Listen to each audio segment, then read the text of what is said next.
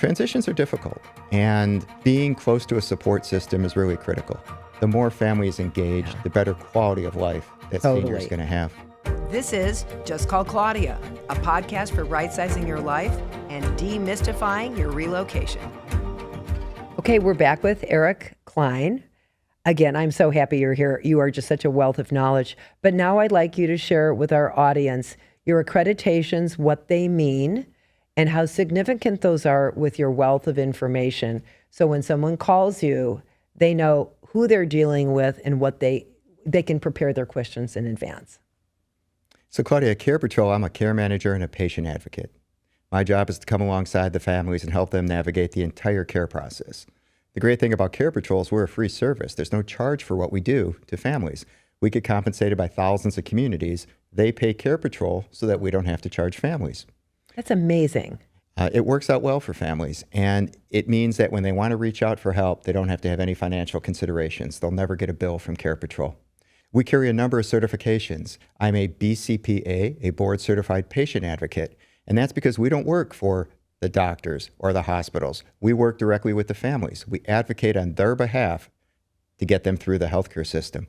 Amazing. We're also certified senior advisors. That's a certification that gives us a broad depth of knowledge, everything from how to navigate Medicare and Medicaid to rules and regulations and different medical and clinical definitions that we're going to need to take care of families. I'm also a DCS, a Dementia Connection Specialist, which means that we are taught on how to communicate with people that may have communication deficits or dementia. That's so amazing.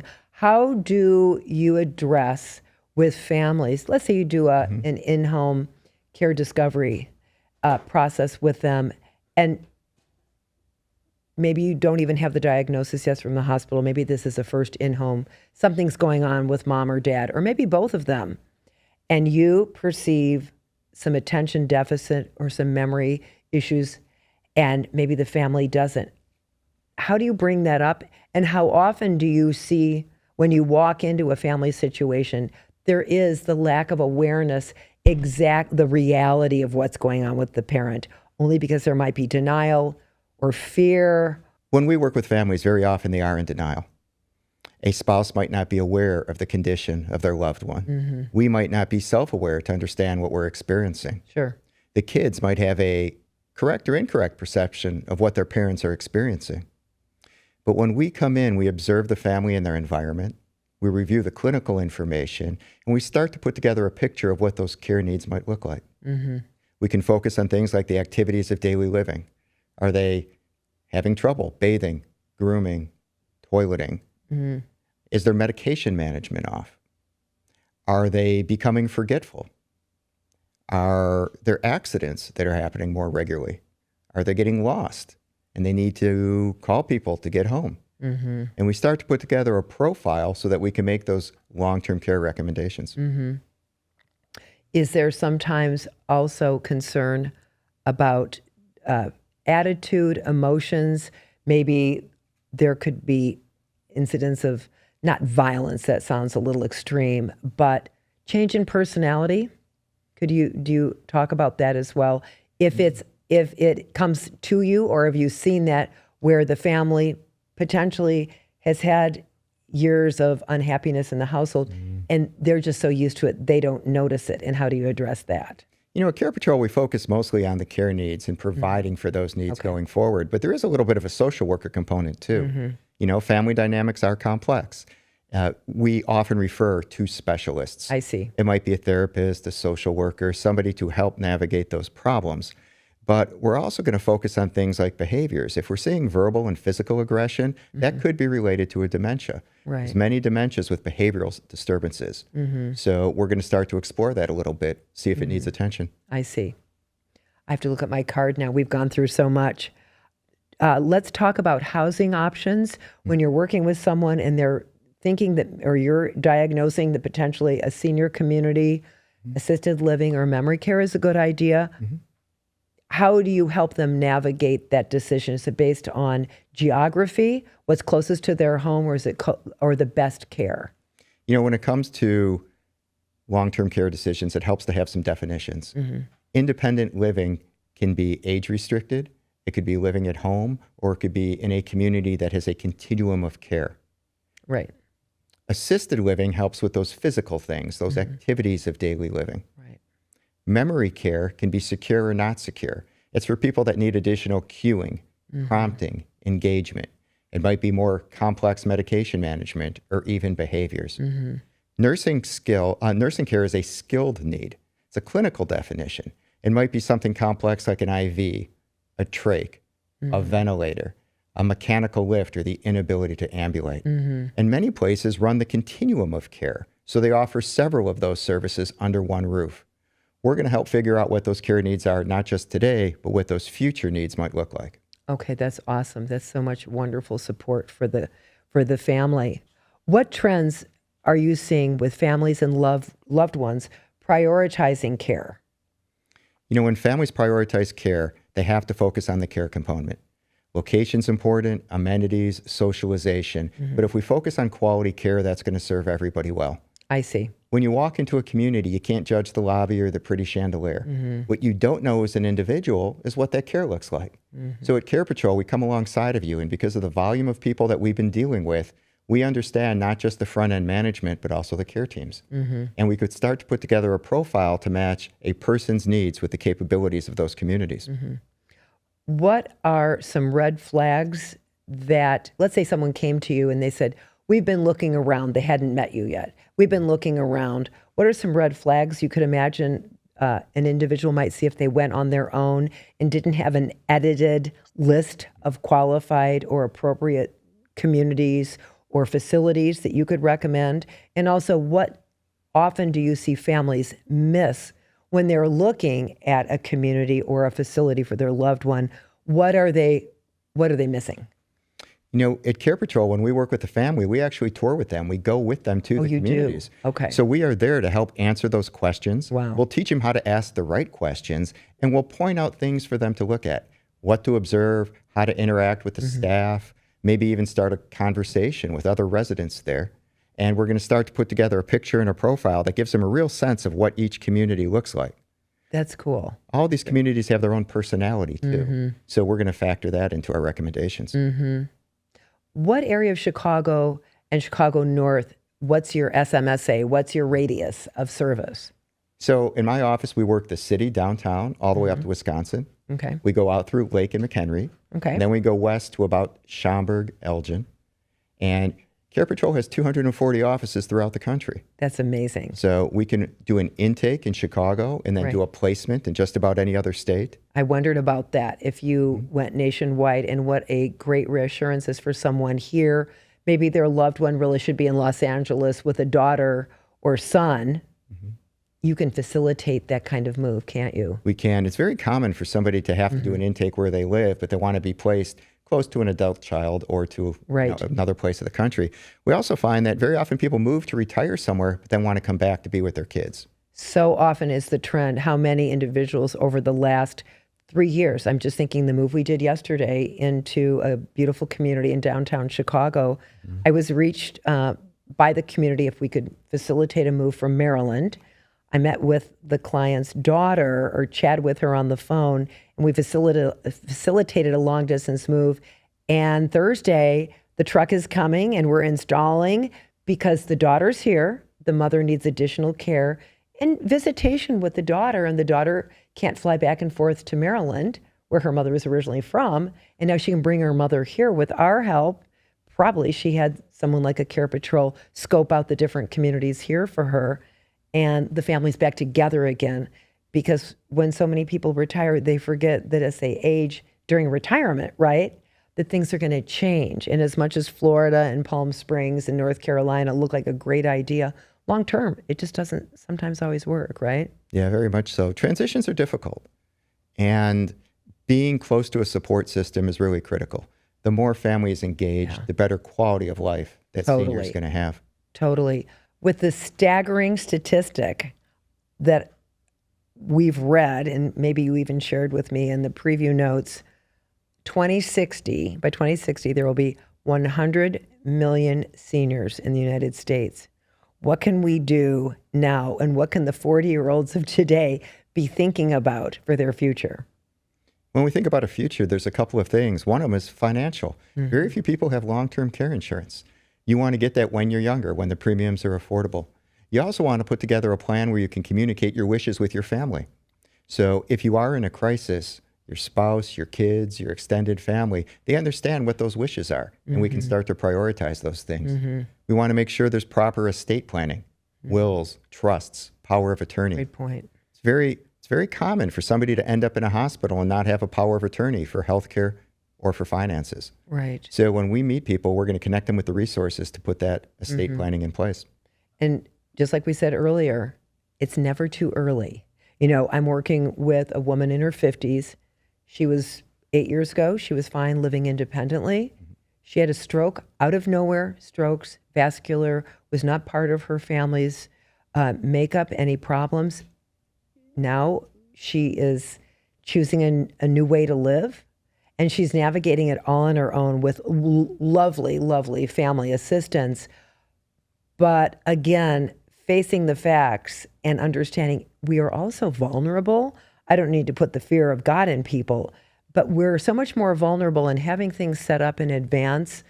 I love your point of the will, the wishes, just the regular understanding of our loved ones and what their wishes could be if they do become incapacitated by any sorts of situations, right? Right. You know, good prior planning helps ensure good performance. Right. And it helps us to have a much better quality of life when we're not reacting to a crisis. Totally, totally. Tell me, does technology factor in today and the future senior community world and facility world of memory care, dementia? You know what I'm saying? How does it factor in? Yeah, technology is having a fascinating impact on the senior living world. A lot of times it's predictive analytics or technology that is going to help mitigate things like fall risk. We're seeing wearable devices. There are some watches that are two-way communicators. So if somebody falls, not only can you push a button to get help, you could communicate with the person that's on the way. They have geolocators in them. They know where you fell in the building. They have fall detection technology. So if you fall and can't respond, they will send help. Is that in the floor? Is that like a pressure? Well, it could be pressure mats. It could be cameras. It could be wearable technology. And all of those things come together to help mitigate fall risk, to help predict or respond in a crisis. And it's changing so quickly. It's really fascinating. We're seeing adaptive use technology. People that have aphasia, the inability to speak, can communicate with their eyes. You know, people with diseases where they lose control over their muscles can use speech synthesizers on their wheelchairs to allow them to communicate. Right. It's a fascinating time. Yeah, I've seen that with an ALS friend who was able to communicate by she had a screen and she could speak to you by focusing on whatever letter she had the use of her eyes, which was hard to see, but so wonderful that we could stay in communication. Yeah, ALS is a terrible disease, but with that gaze-based technology, you can navigate a speech synthesizer. You could also navigate your environment with it. Yeah. You can push the button with your eyes on an elevator. Truly amazing. What do you love about, I don't want to call it a job, about your passion, your ability to reach people? What do you love the most about that? The best part of interacting with seniors is that I get to hear their stories. They have such a wealth of knowledge and life experience, and I learn from that, and I carry that to the next conversation. I've met Holocaust survivors. I've met famous business people. I've worked with actresses, people that have lived amazing lives and done great stuff. And we get to hear those stories, and as we process them and help them find the right care, we can help seniors finish strong. I love that.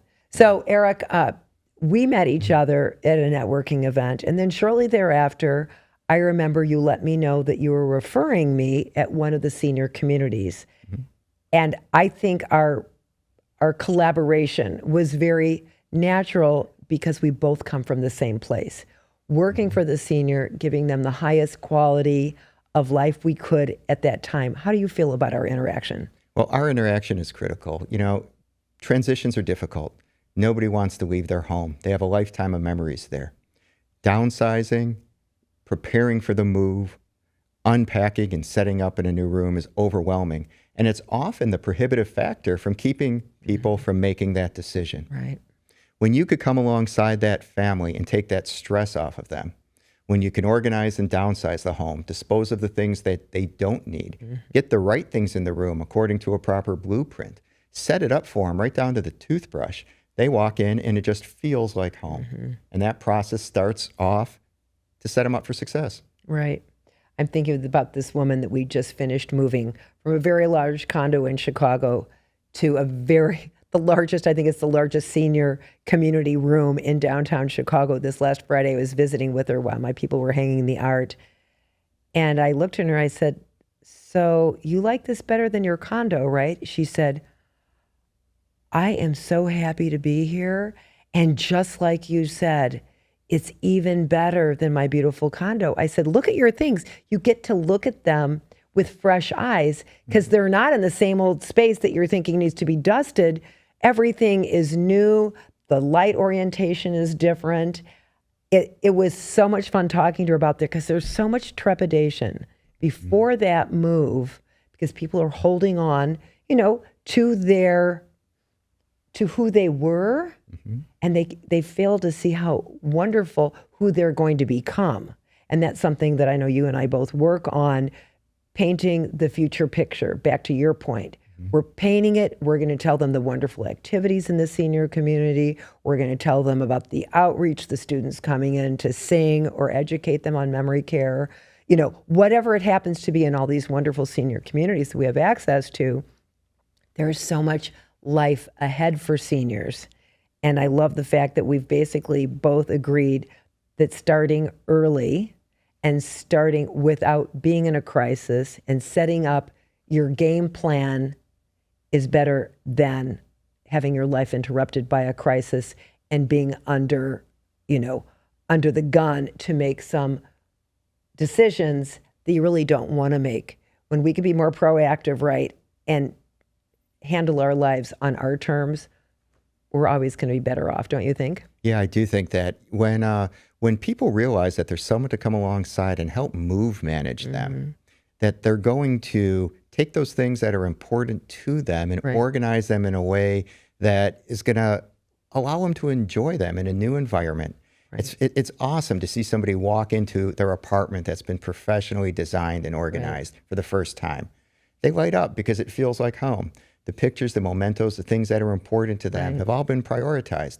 And now it's in this environment where the care is going to be provided for them, where they're going to have a team of support around them. And it's just, we see much more successful outcomes for people that use a professional to help with that process. Right. Absolutely. This woman we were working with a couple weeks ago, she said to me, oh, I can't take that. I won't have room. And I said, we're going to take everything you want to take within our power, because we're going to find a place for that. Because if it's important to you now, it's going to make it into your home so it feels familiar and relaxing. You're not going to be missing it. It's going to be right there, shining in a different way, right? I cannot thank you enough for joining me today. Really, it's been wonderful. And how do people reach you if they want to hear more about CarePatrol or set up a consultation with you for their future needs? Well, Claudia, thank you for having me. I really value our partnership. Thank you. Working together to help seniors finish strong is just such a valuable thing and a wonderful thing to be doing. If you'd like to get in touch with CarePatrol, please remember our services are always free to families. You can reach me at 847-653-1212, or you can email at eklein@carepatrol.com. Thanks for listening. You can follow me on Instagram at CMFTO or check out our website, cmfto.com, to learn more about my business.